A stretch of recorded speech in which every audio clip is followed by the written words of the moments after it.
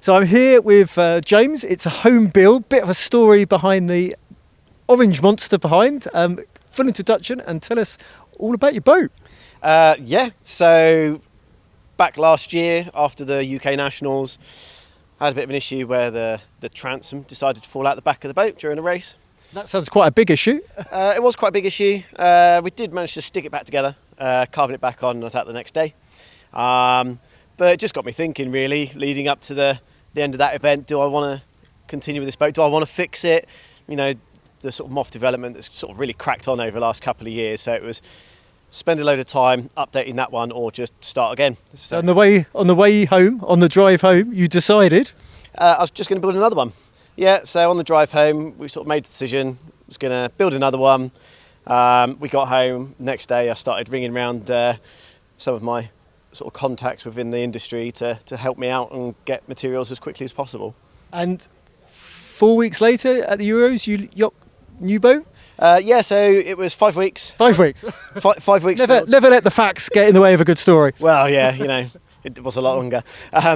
But yeah, 5 weeks. We managed to get the mast up in the air the afternoon of departing, but there were no real fittings on the boat. It wasn't strung. Foils hadn't been fitted, all of that standard kind of stuff. So yeah, when we got out over to the other side, we'd hired a nice Airbnb and we were out there sort of in the garden finishing it off, ready for the event.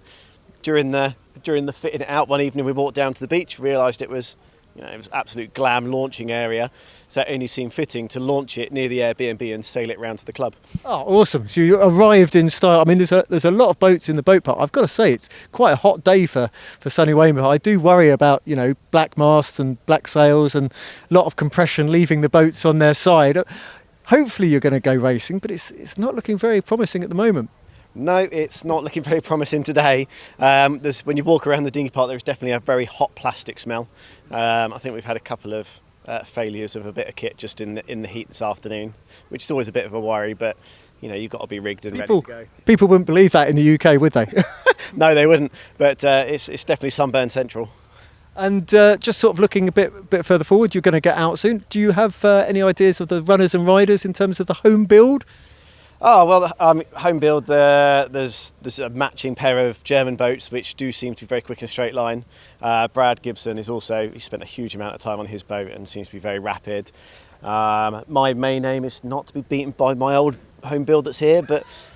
That's always bad, isn't it? It is, yeah, but again, he's doing really well. That boat's up and going, he's doing really well with it. So honestly, home build side of things, I just don't know. It's one of those things. The top tips for anyone who's considering doing a home build?